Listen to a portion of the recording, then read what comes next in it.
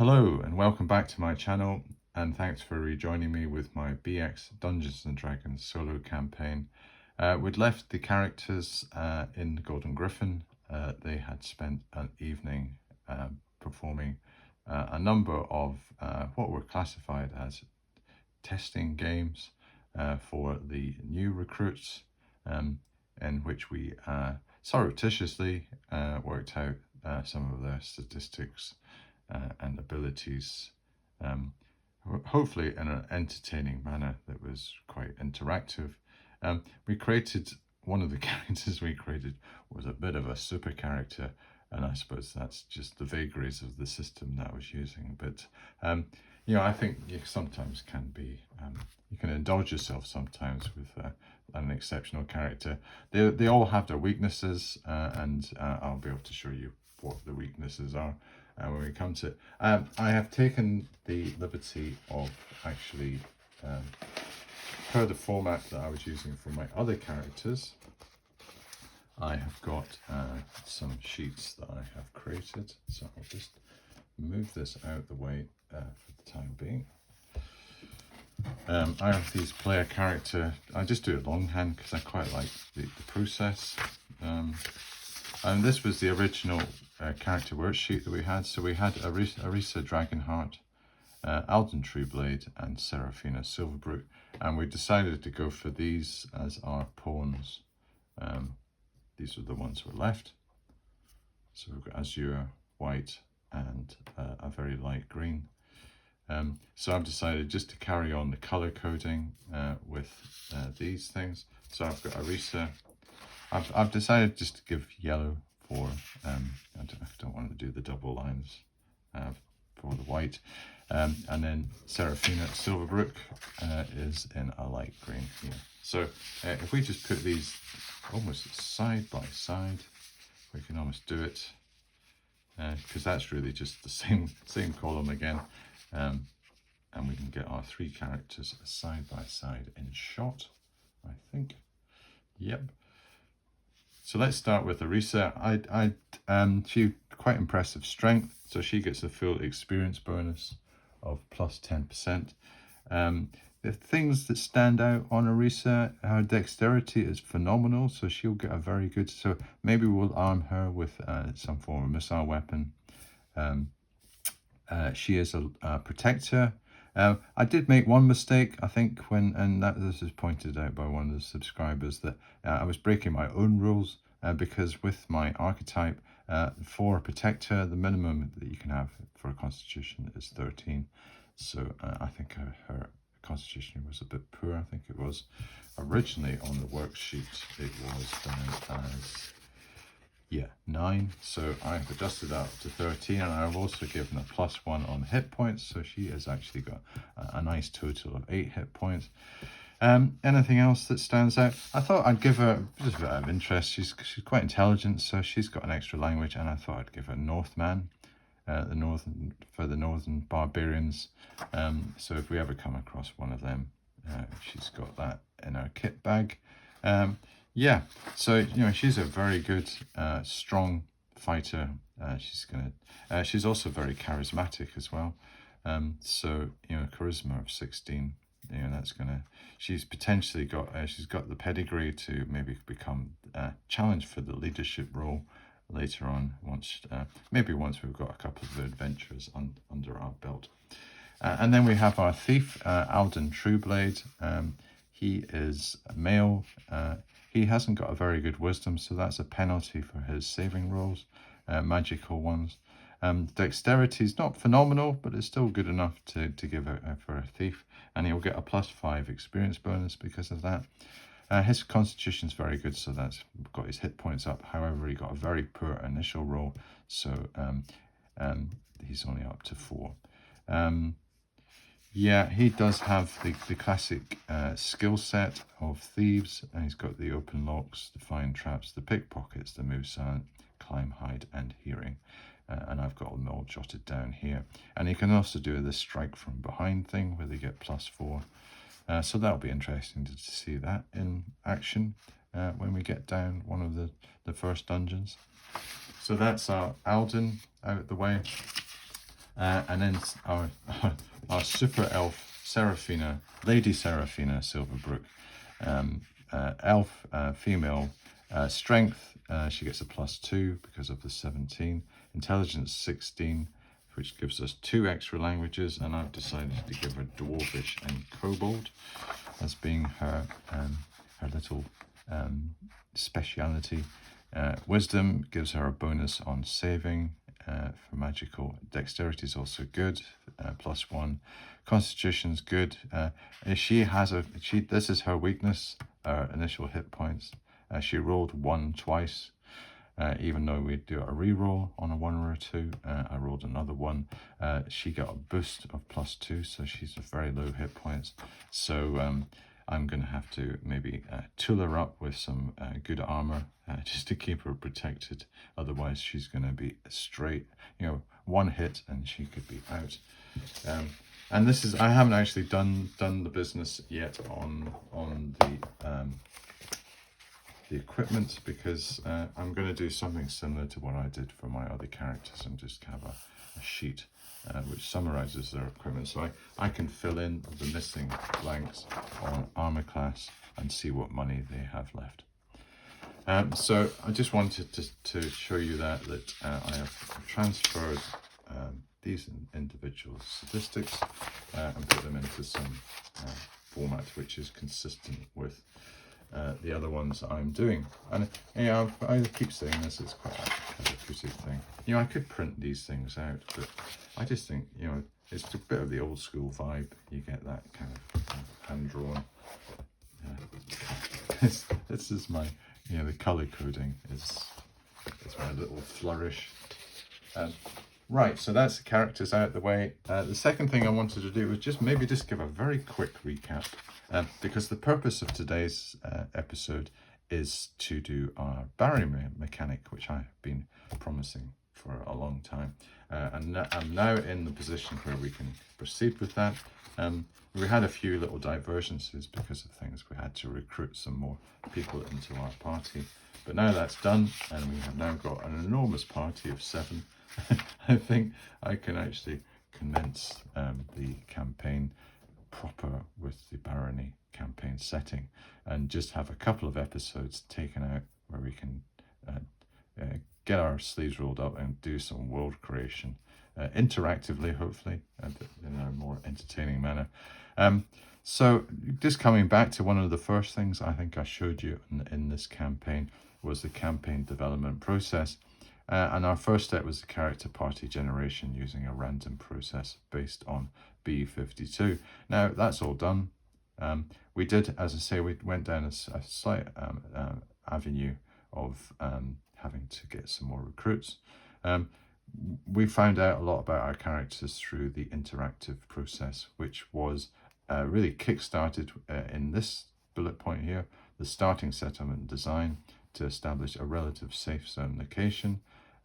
This will be positioned centrally within the setting to act as a base of operations for adventuring. Now that will come into its own now as we develop this barony, and you'll actually see physically where Freehold, our starting settlement, actually resides in this barony, and also where the capital is and all the other townships and whatever, and all those nice areas that I was talking about in the wilderness will be located too. So we'll know where we are in time and space. And this, moving on to this, the Barony campaign settings, core concepts and features. I'm going to perform a random placement on the map with a definition of the detail of population and the size of the subregions. So that's the exercise that we're going to be starting today. We'll probably get most of the way through. It's going to be more of the bells and whistles at the end, which I'm probably going to wait for the next episode.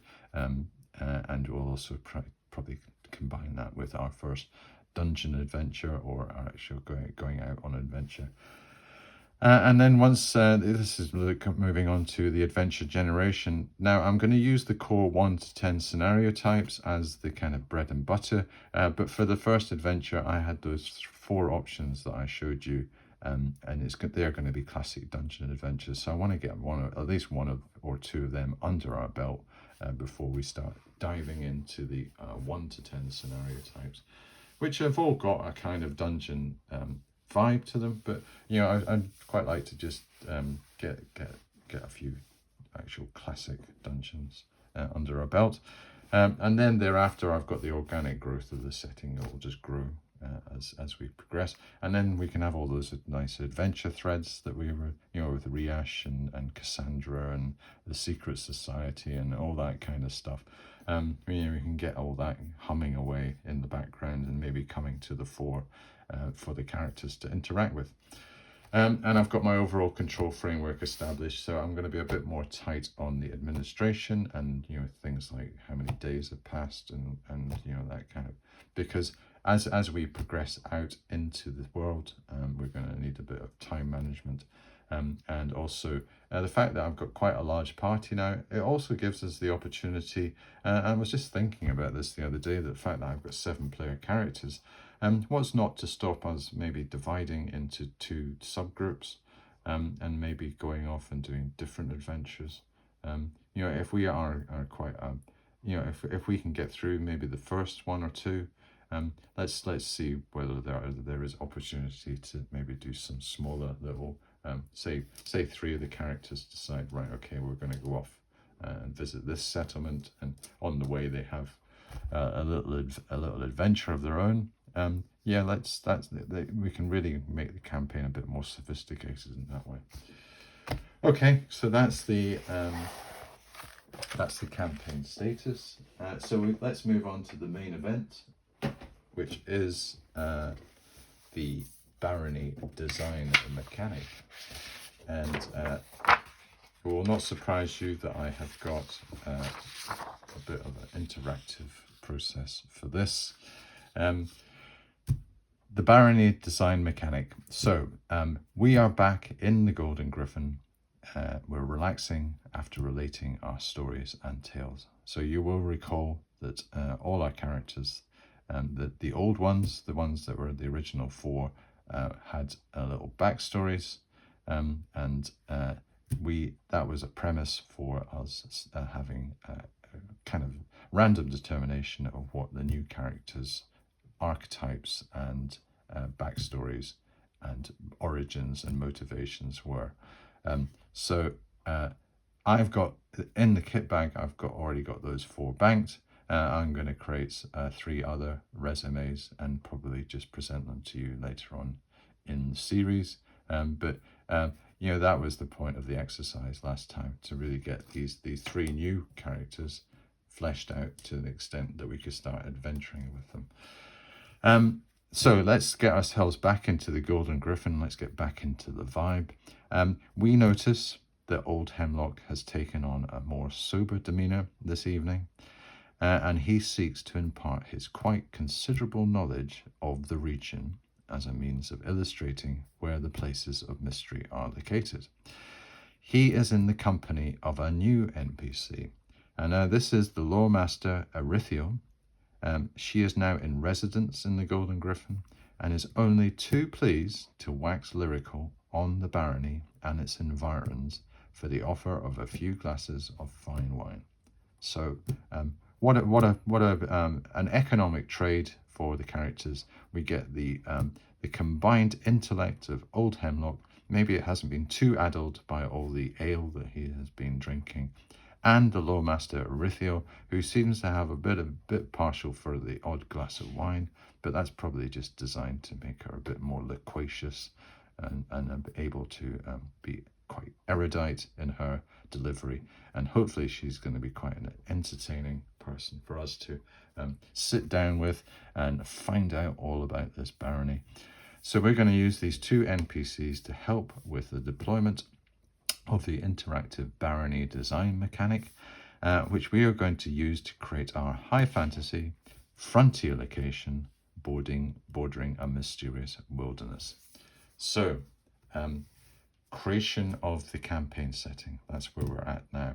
We are going to zoom out from the town of Freehold and look at creating the Barony of Westmark setting.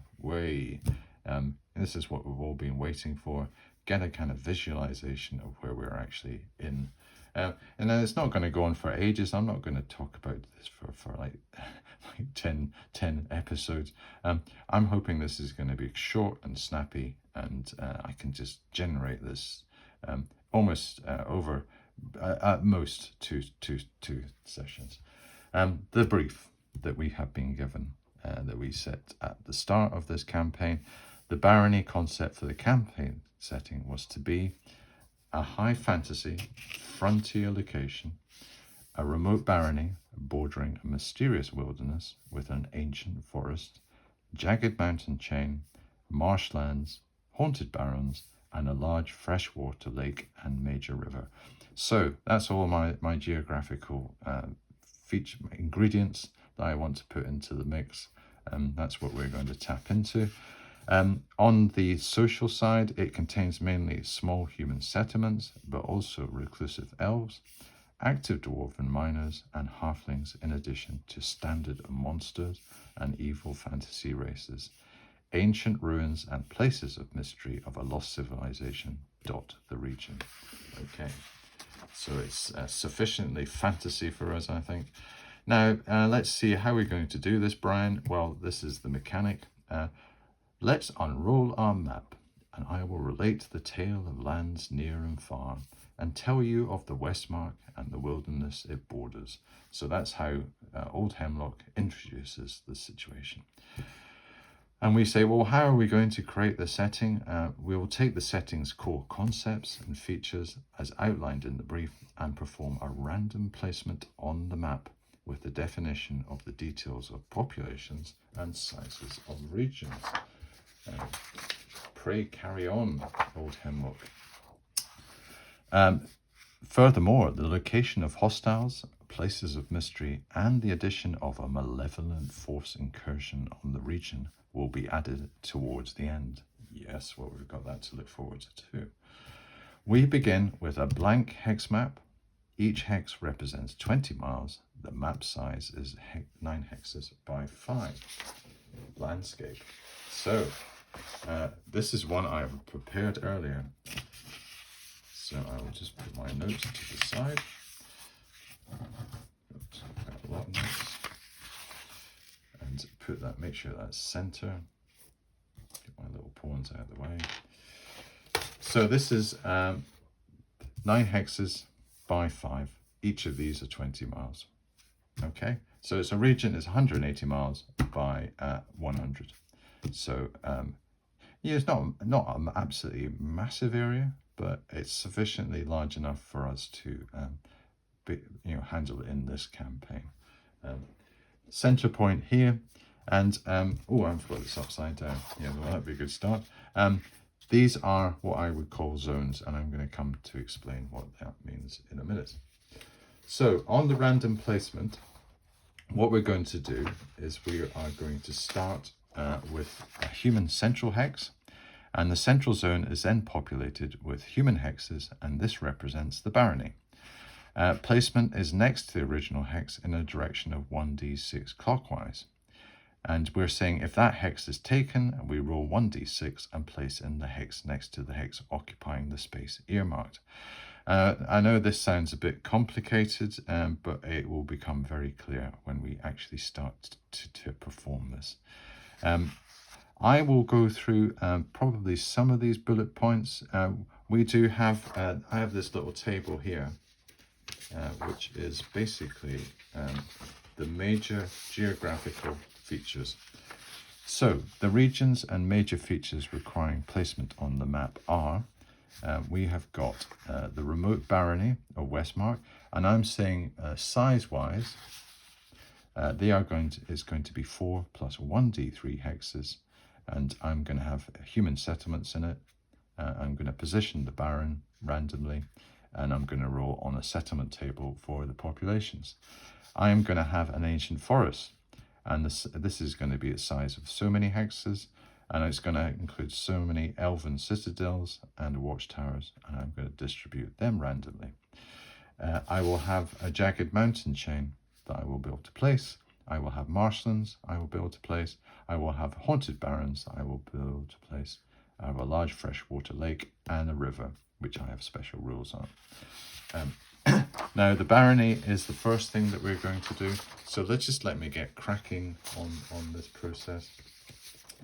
And what we're saying is we choose the central hex. So this is going to be a barony hex. So what I do is I'll put a little H here to say that it's a human hex.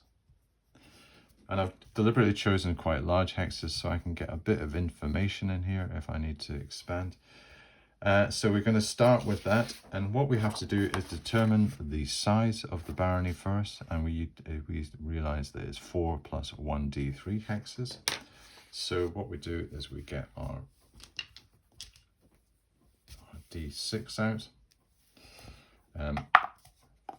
This is going to substitute as a d3, so this is the size of the barony in hexes. So it's the maximum size, so it's 4, it's going to be 7 hexes. So I'll just put a little note down here that we have got a barony of 7. So we know that this one is the barony, so what we do is we start clockwise and start populating the hexes round about. So let me take this dice. Let's go for our first hex. So that is going to be 1, 2, 3. So this is a barony hex. Put that one there. We start again for our second hex. 1, 2, 3. Now what happens when we come to one that is already occupied? So if that hex is taken, I roll 1d6 and place in the hex next to the hex occupying your mind. So let's almost say that we start from there. So we're going to roll 1d6 again. So that'll be 1, 2. So we have a barony hex here. So let's start again from the center. So that's 1, 2, 3, 4. So we have a barony hex here. So we're up to 4 of our hexes. Let's start again. 4, so we can't go there, so what we do is we go to this hex and we determine from there. So we can't go for a 1, so we'll do another one. We can't go for a 2, so we'll do another one. We can go for a 5, we can go 1, 2, 3, 4, 5, so we can go here. So that's us up to 5 hexes now, so let's go. We can go for a 1, yeah, that can be a barony hex. And what are we up to now? That's 3. That's we've got one more barony hex we need to do. So 4, 1, 2, 3, 4. We can't. So I'm going to say that let's just consolidate this and just say it's the one next, because I don't want the barony to spread out. And I can use a bit of an, I don't have to be slaved to the random rules all the time. So I'm going to say, well, that's what we're going to have. So we've got a central one here. We're going to have some human settlements that we're going to place afterwards. But first of all, let's find out where our ancient forest is. Now, what we do for these other 4 regions, which is the ancient forest, the jagged mountain chain, the marshlands and the haunted barrens, I have got them aligned to zones. Now these are what we call the zone nodal points of 1, 2, 3 and 4, and I can place them on those zone nodal points with a random roll. So what we do is we perform, all regional hexes are joined to another hex. So what we're saying is there's not going to be any gaps. The overall barony area cannot extend beyond this grid. The regional hexes are randomly assigned to 4 zones using 1d4, with no region allowed to share a hex. Okay, so we go to our ancient forest first, and what we do is we say, right, what zone are we going to place it in first? So let's get our dice shaker out with our d4. So our ancient forest, is it going to be in 1, 2, 3 or 4? So we've got it in zone 4. So our ancient forest is going to be based here first. So what we do is we put forest here. And the size of our ancient forest is 2 plus a 1d4 hexes. So let's see how big our forest is. It is 5 hexes. So we'll put the forest is 5. And that's already on the edge, so we're quite limited in where we can actually place it. So maybe it's going to be having to spread into this area here. So let's find out where we can put our first hex. So we'll get a d6. So it's 5. So that's 1, 2, 3, 4, 5. So we have a forest here, our first one.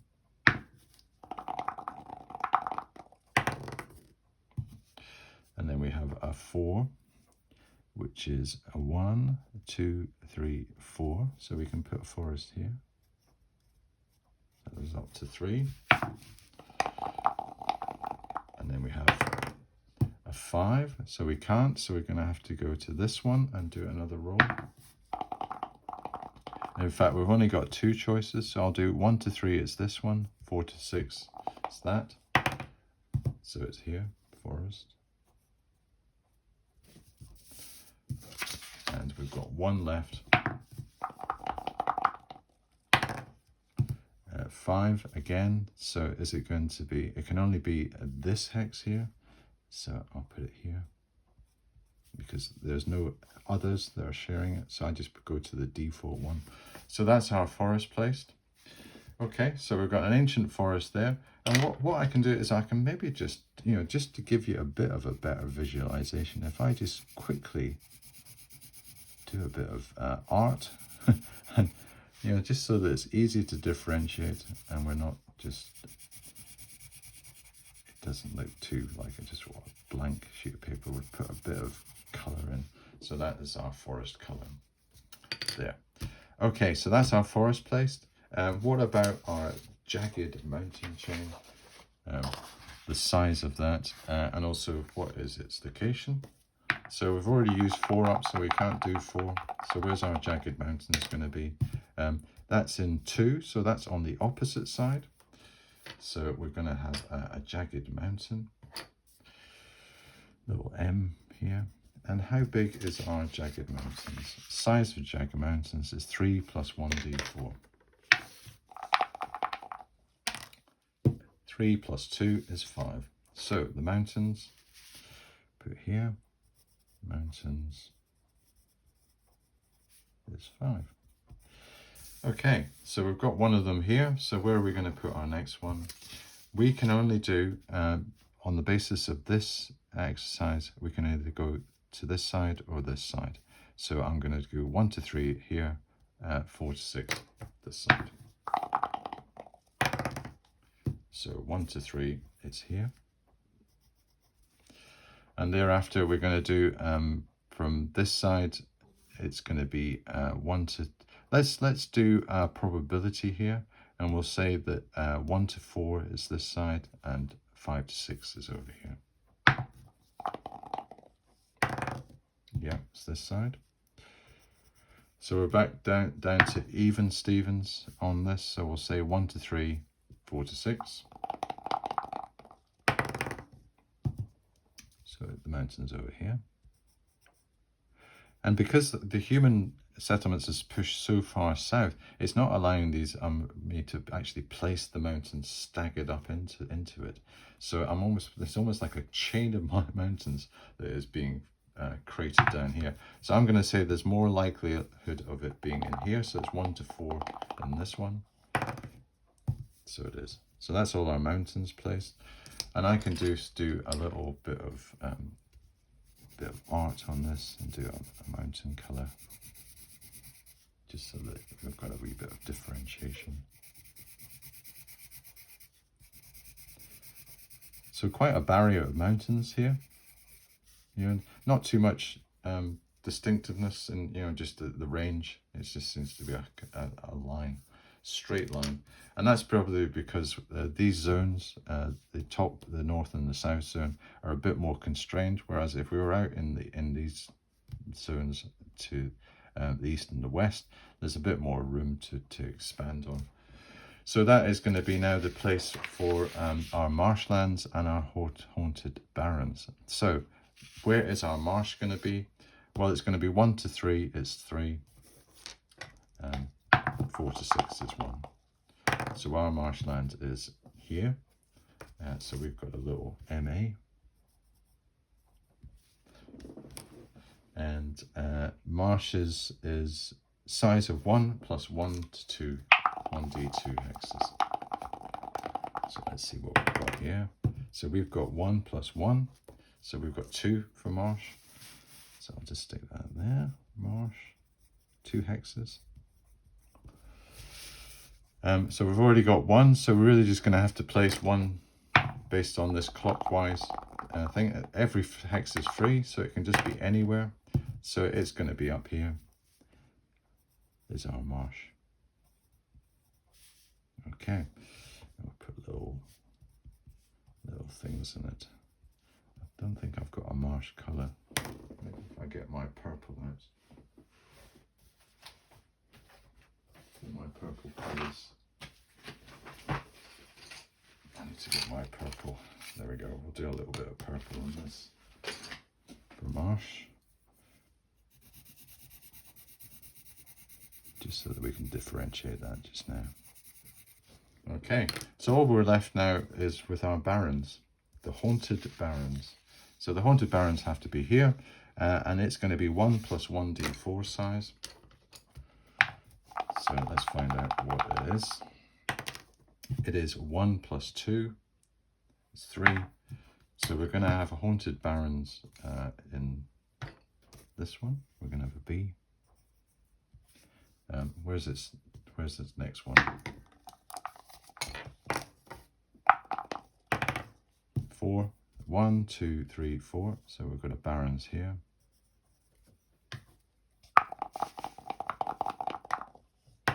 And a 5. We've got a barons here. Okay. Right. We can make them nice and grey, because that's what haunted barons are. Not very nice places. Imagine this kind of like a wasteland, blasted area. You know, some terrible catastrophes happened. You know, obviously a prime candidate for a place of mystery. We've got the choice of a large freshwater lake, and I roll a zone node for location and place in the nearest free hexes adjacent. Okay, so let's find out where our lake's going to be. We'll roll our zone node. It is in zone node 3, so it's over here by the marsh. And what did it say? And place in the nearest free hexes adjacent, and its size is 1 plus 1d2. So the size of our large freshwater lake is 2 hexes. So if we go to the node, the adjacent one, so it could really be in any of these.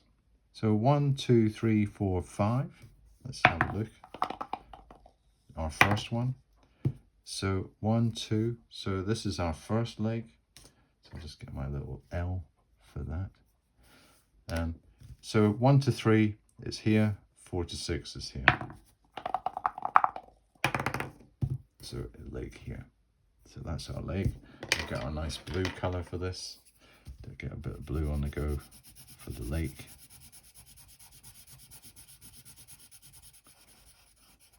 So that's a nice barrier for the barony.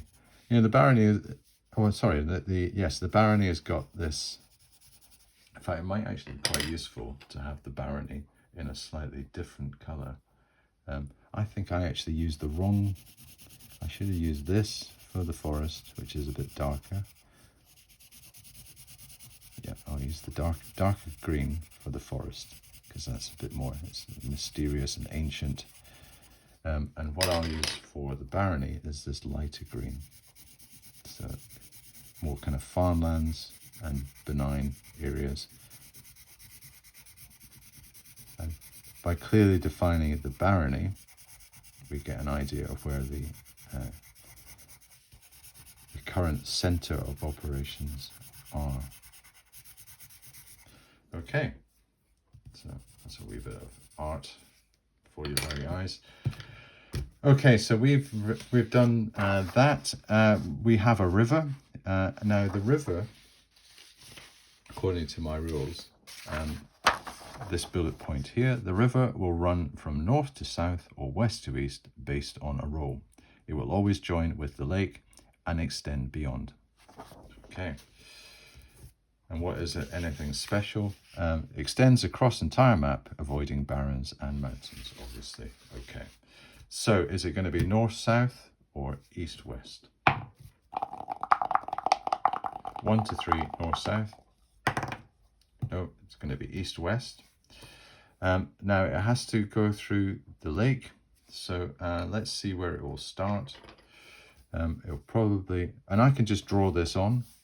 So I'm probably going to say it goes all the way through this barony. It's going to avoid this region, so it's going to come up here. Let's say it comes up here and goes right. So I think I've got a line where I can go. So let's go the river in here, and it goes through our capital. Probably wants to try to avoid these barons, and let's just get it coming out of this. So we'll put it there for the time being, but that looks pretty reasonable for our major river, which is dividing this in two. Okay, so that is actually as placed geographically all the particular areas. So we've got a lake, which is also 2, and the river. So if we just go back to our master matrix, for the barony, the human settlements, they are going to be based on the hexes plus 1d3. So we're going to have up to 10 major settlements in this human dominated region. So let's get our 1 to 3 out. We've already got 7. So we're going to have 9 settlements. Okay. When it comes to the ancient forest, it's going to include 1 elven citadel per 2 hexes with 1 watchtower per hex. Distribute randomly. Okay, so what have we got? We've got 5. So we're going to have 2 elven citadels. So we're going to have 2 citadels and 5 watchtowers.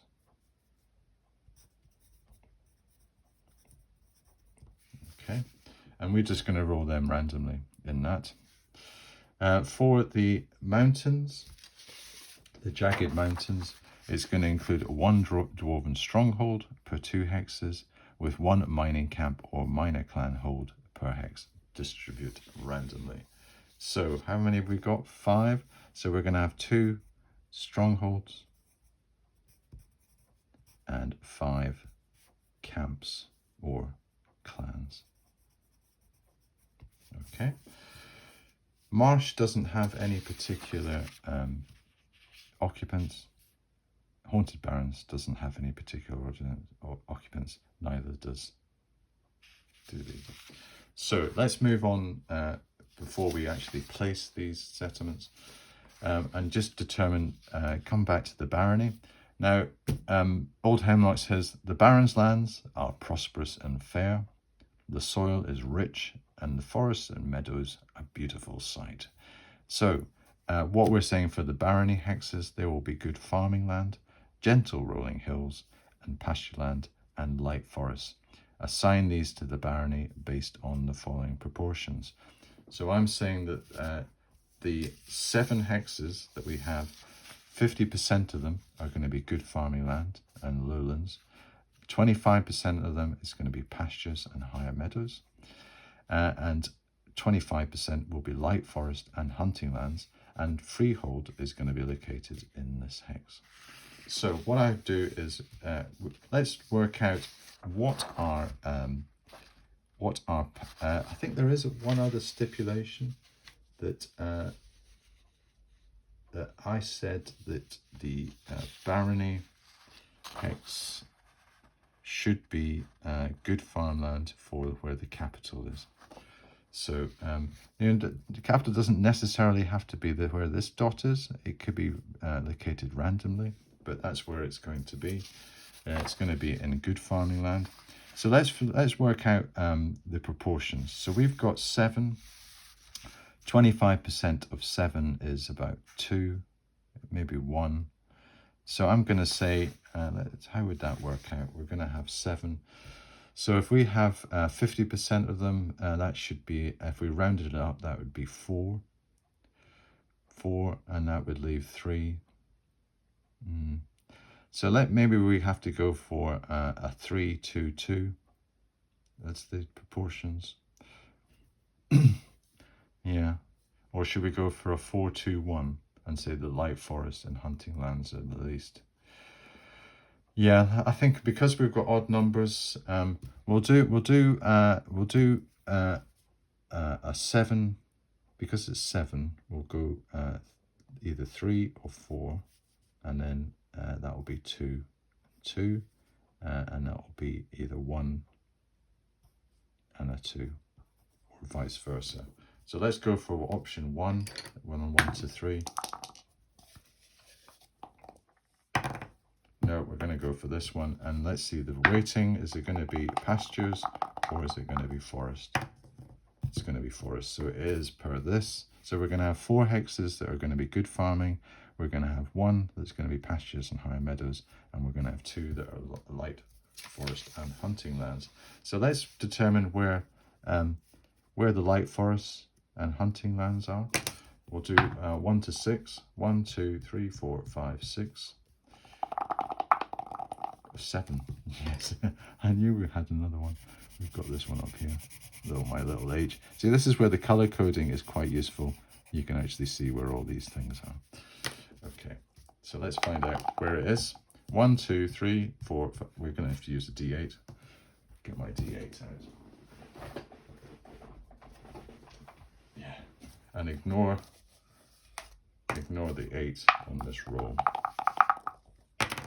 So we have 5, so that's 1, 2, 3, 4, 5.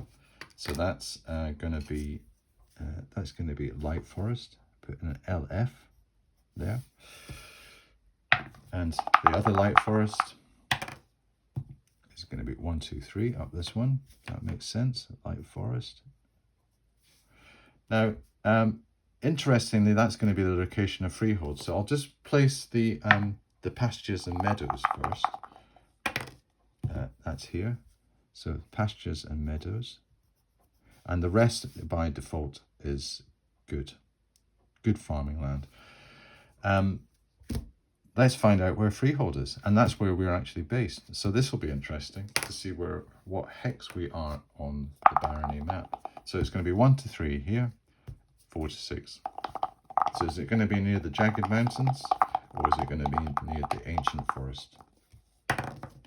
It is near the jagged mountains. So we have, I'm going to have a town here. I'll just draw right freehold, and that is 1,001K. So population, because we've already determined that. So that's that hex done. And what we can do now is actually do the settlements. So we'll do all the human settlements before we do the elves and dwarves and locate them. So what we're saying, Old Hemlock or Irithiel says, the good Baron, he has several fine towns which scatter his rich lands. The capital Westmark is a sight to behold. So we place towns in each barony hex and randomly assign surplus settlements, ensuring there is a maximum of 2 per hex, determine each town's population with 1d5. So, supporting villages will be defined when we come to the design of each specific hex. So I'm not going to do all the villages, I'm just going to do the major towns. And what we've said, we've got 9. So we've already allocated 1, so we've got another 8 to go. We always have a minimum of 1 in each hex.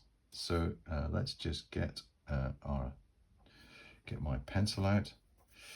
So we're going to have a town here. We're going to have a town here, town here, town here. We've already got a town here, and a town here. So that's 1, 2, 3, 4, 5, 6, 7. We've got another 2 that we have to assign. So let's get our D8 out.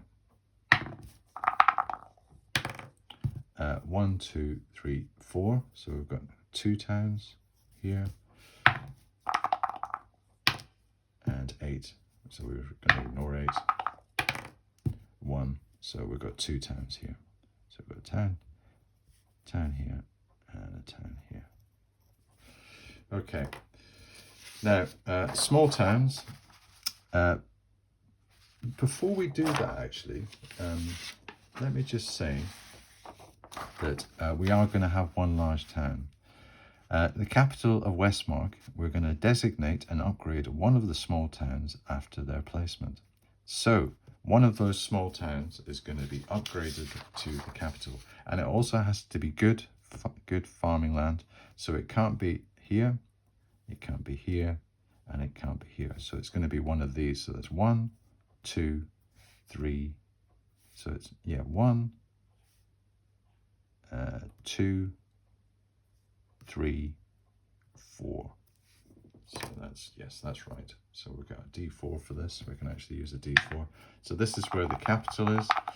And I'm saying, well, maybe it's probably unlikely that the capital is going to be all the way across here. It's going to be more likely to be in the center. So maybe what I'm going to do is say, right, in this case, I'm not going to say that it's going to be in this. So it's going to just be a 1 to 3. Yeah, I don't think that would make sense to have our capital there. So it's going to be here. So one of these towns is going to be our capital. And probably what we would say is when we actually come to do the physical placement, it's going to be quite close. Because what we want to do is try and get the capital as much into the center of the thing as possible. So we've got our Westmark here. And what we're saying, Westmark has a large town. It is 10,000. So that's where Westmark is. Okay, what we can do is we can just quickly do the populations of the other areas. So that's a 1 to 5. So the first one here, we've got a 5. And we've got, we can have a 6. We can have a 6. We can have a 4, so that's quite well populated. We've got Freehold here by itself. We've got this other town next to the capital, 2. Maybe there's a kind of garrison protecting it. This one here, 3. This one here, 3. And this one here, can have a 6. We can have a 2. And this one out. Probably a rather unfortunate area. Very near those barons. We're maybe going to have a think about the good farming categorization on this. Maybe it's going to have to be some geographical reason why this is being protected from those barons. The fact that maybe there is some sort of low hills or whatever. So we've got those. I am not going to do the placement of the non-humans yet, because that is not maybe as important as the next stage, which is other features and landmarks. So Irithiel says, the barony has some strange and ancient landscapes. Mystery and danger are everywhere. And so here are some lesser and interesting features to randomly place once the location of the regional hexes are determined. And I've got 1 to 10, which we're going to place randomly to say, well, these are some extra sub-features that we can actually fertilize into our barony setting.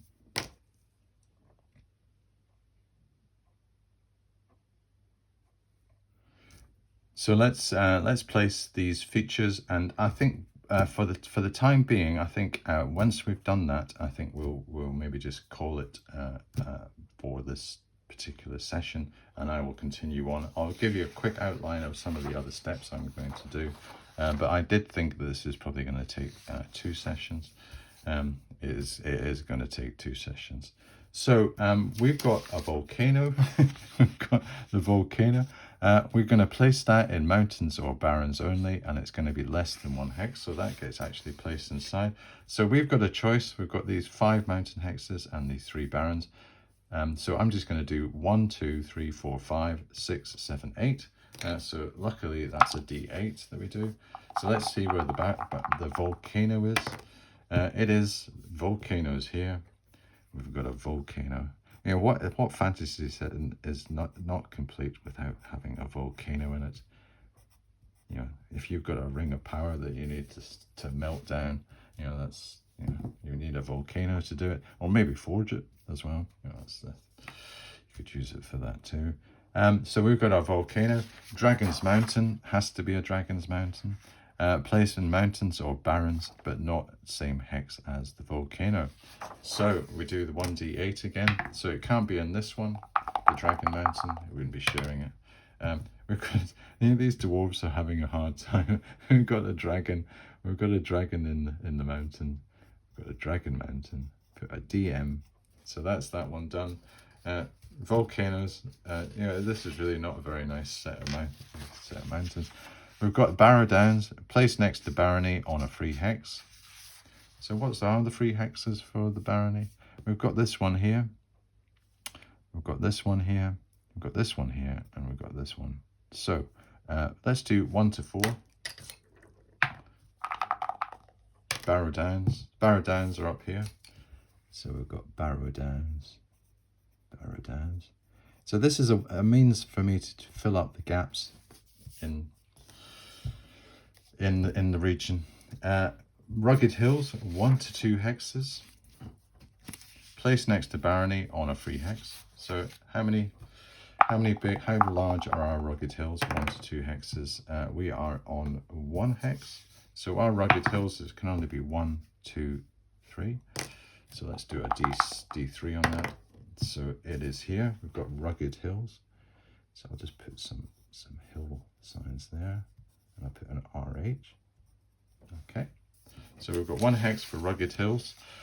High Moorland, 1 to 2 hexes, placed next to Barony on a free hex. So 1 to 2 hexes for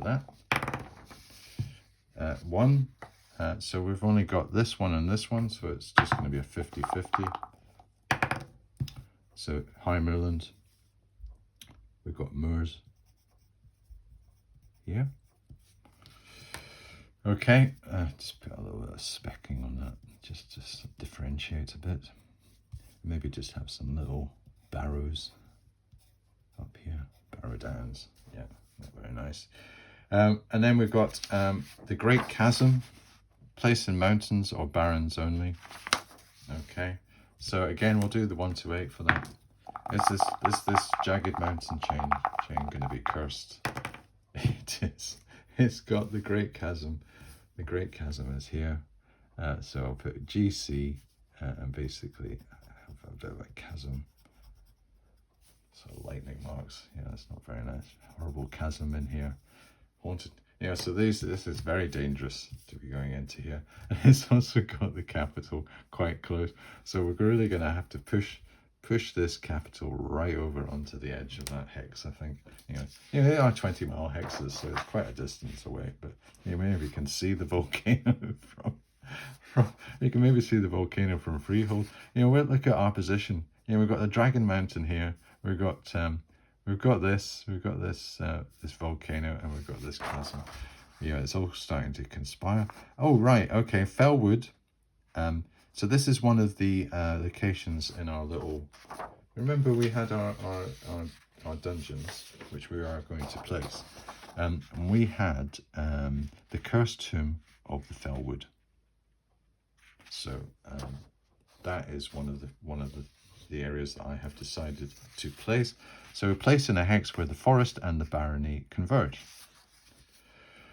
So yeah, where it is, it's not really. We don't really have a chance. Where the closest area where the Baron that would have been this one.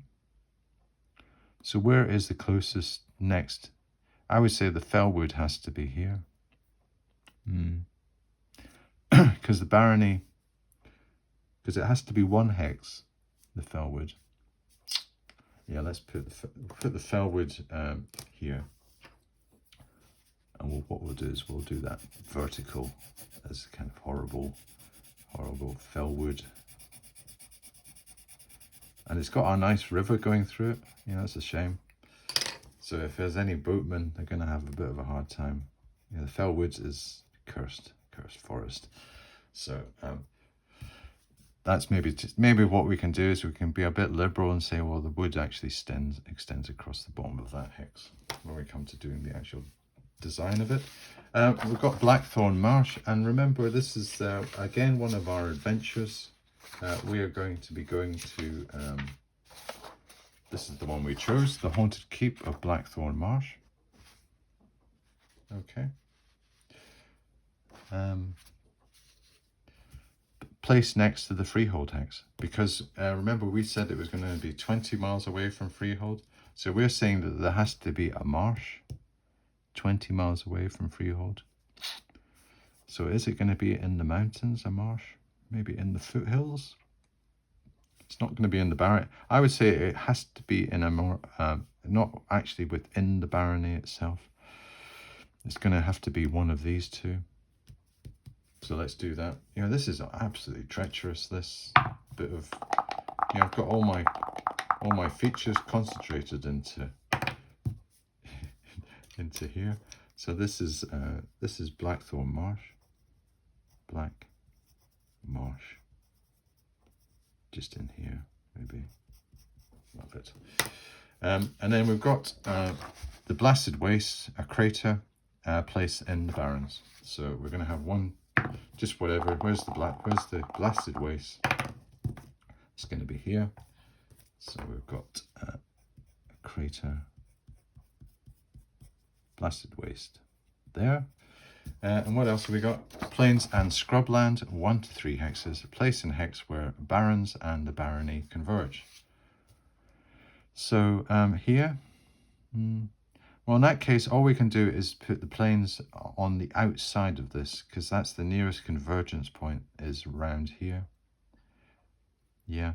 So let's just go, let's find out how big our plains and scrublands are. So there are 2 hexes, and our first one, we'll just do 1, 2, 3, 4, 5. So plains is here. So I've got plains and scrub. Got it the nearest bit to the, well, they could, I suppose, that's not really close. Let's maybe do 1 to 3 is this one, 4 to 5 is, 4 to 6 is that one. Yep, plains here. We've got plains. Okay, so that's us placed all our features. We are left with some blank hexes. And the purpose of this exercise was to get all the ones around the Barony populated. I can't see any plain hexes in that population. I will have an alternative mechanism to populate any of these other ones, but we're not going to be venturing into them yet, because they are quite far away from where we are, which is here. Right, let's just have a quick recap to where we are. And I will just run through the steps that I'm going to be doing. So we had our random placement of all these territories, these regions, which was primarily the Barony, which involved the placement of these light green hexes, which is our Barony.